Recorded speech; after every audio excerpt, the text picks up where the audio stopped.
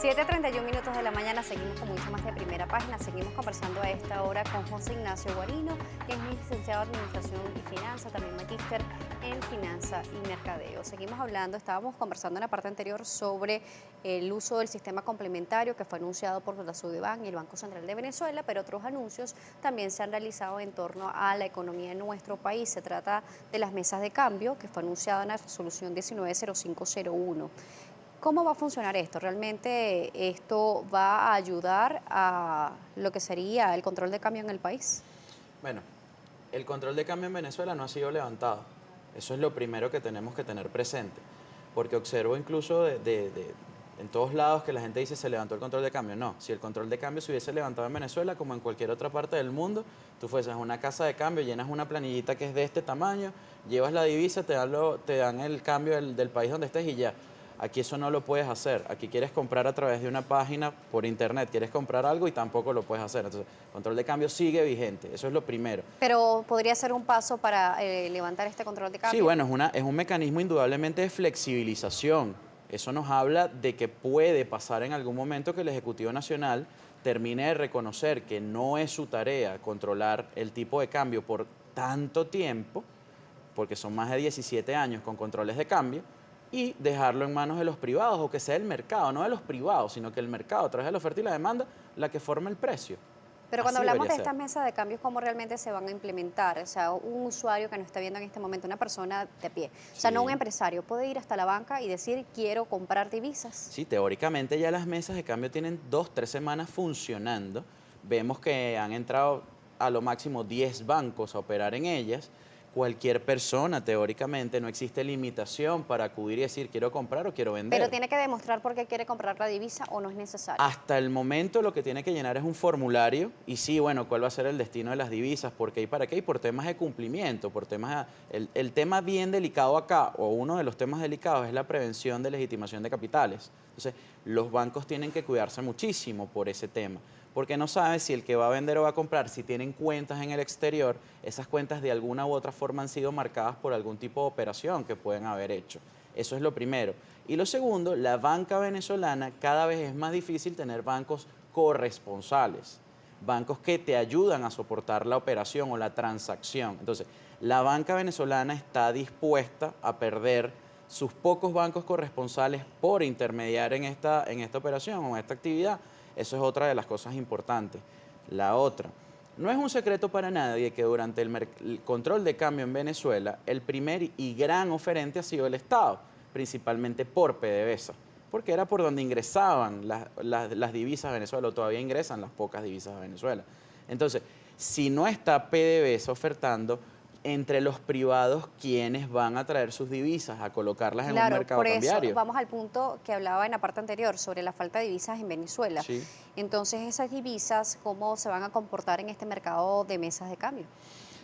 En teoría, y así lo hemos visto por lo que están publicando, las diversas mesas de cambio tienen una tasa promedio de todas las operaciones que se dan en el día y al final, a la 1 del día, le pasan al Banco Central eso y el Banco Central saca una tasa promedio ponderado. Eso es lo que hemos observado en estos días, pero tenemos conversaciones siempre de manera informal con amigos en los bancos y lo que nos comentan es que lo que hay es puras órdenes de compra. La gente lo que desea es comprar divisas, No no hay saben. órdenes de venta. Entonces, esto hay unos detalles importantes. La demanda puede llegar a ser infinita.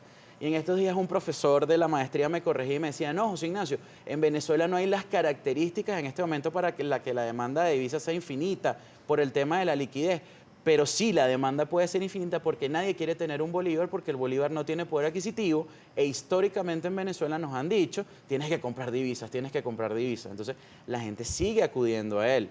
¿Cuál es el detalle? Hay una tasa marcada, pero por la carencia de la liquidez en bolívares la gente no la paga.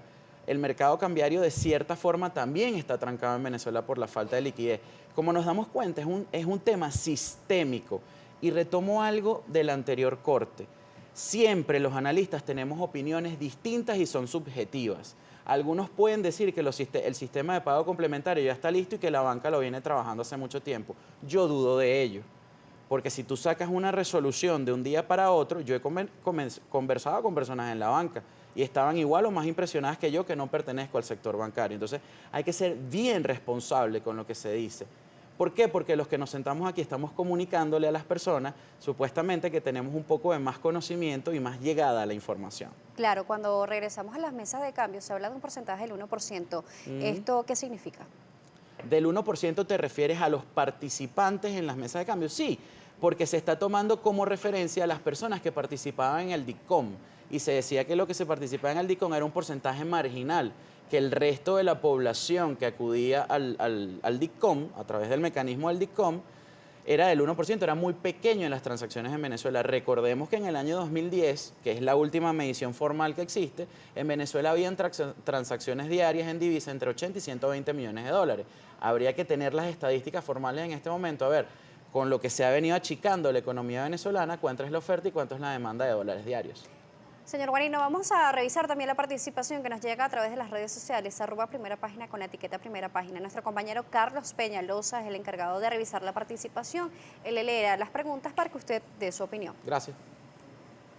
Bien, comenzamos la revisión de la participación de nuestra audiencia con el usuario Luis Méndez, @LuisMM1001. Buenos días. Hoy las tarjetas de crédito no cubren las necesidades para las cuales fueron creadas, o sea, para invertir en grandes gastos. ¿Tiene realmente la necesidad de un nuevo sistema ante tarjetas de crédito con poco financiamiento?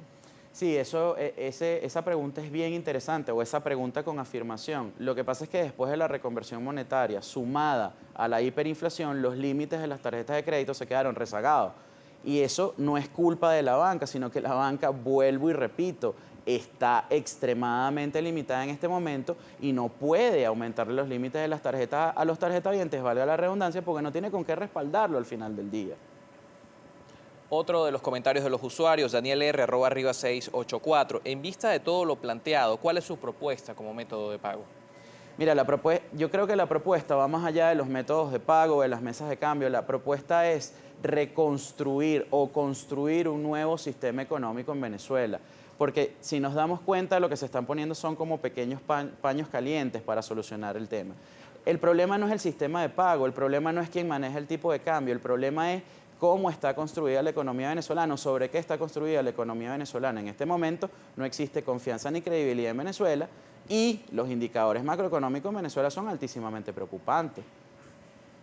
Otro comentario lo escribe también Emerson Atacho, @Emerson1015. Es cierto que aún no se aplican sanciones a Visa y a Mastercard, pero vaya a buscar un nuevo plástico al banco y le será muy difícil. Hay que ir hacia un sistema complementario sólido. Bueno, eso más que una pregunta es una afirmación y las opiniones de todas las personas son válidas y son respetables. Que no exista el plástico tiene múltiples variables. No hay que descartar el tema de las sanciones, pero también no hay que descartar que lamentablemente los privados muchas veces no tienen acceso a divisas, también producto de las gravísimas distorsiones que hay en la economía venezolana. Otra de las participaciones que podemos leer, @CharlyManFlores. Señor José Ignacio, el pago con criptomonedas ¿no sería una alternativa viable y definitiva para el pago de bienes y servicios, incluso en la obtención de divisas? Sí, la criptoeconomía es un tema que está presente en cualquier parte del mundo.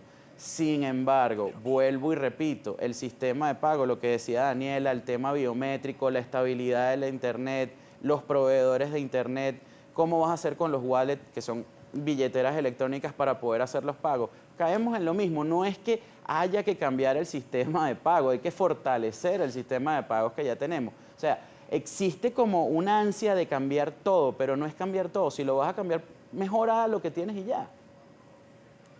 Bien, con esto cerramos la participación de nuestra audiencia, pero algo para complementar también, Daniela, en esta segunda parte de la entrevista mencionaba el tema de las mesas de cambio.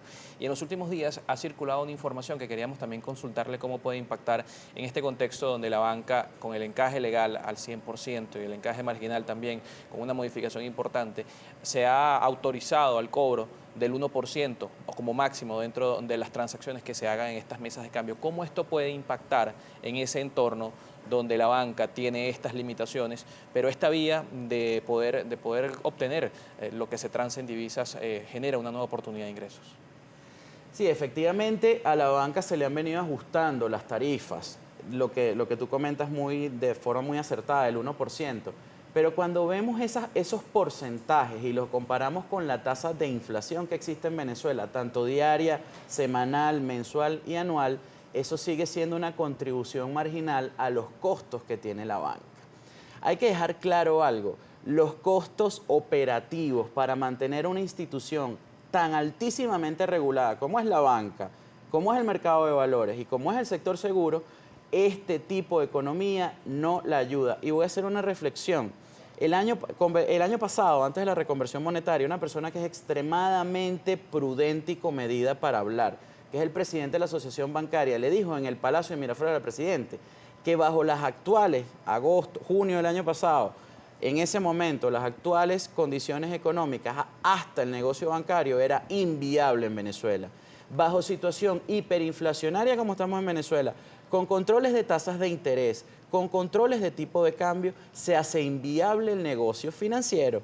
Pueden decir que ya han desarrollado el sistema de pago, pueden decir muchas cosas, porque también hay que mantener políticamente las cosas bien y diplomáticamente muy buen trato con el órgano regulador. Pero aguas adentro, lo que está sufriendo la banca no es nada sencillo.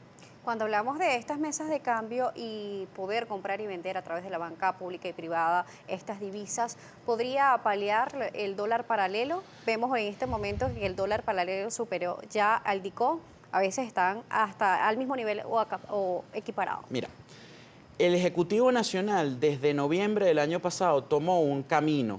¿Cuál fue el camino que tomó?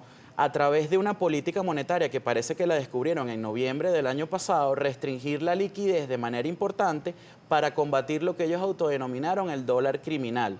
Y agarraron y desplazaron el DICOM y a partir de enero de este año el DICOM estaba por encima del mercado alternativo.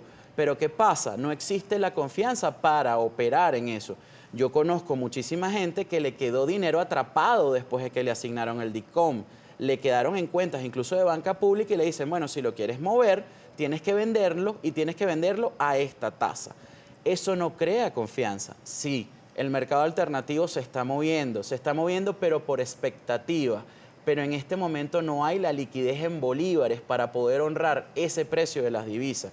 Sí se están transando, porque quien me está escuchando seguramente ayer hizo una transacción o ya esta mañana está haciendo una transacción, pero el mercado cambiario está también bastante restringido. Es bien complicado conseguir divisas en este momento.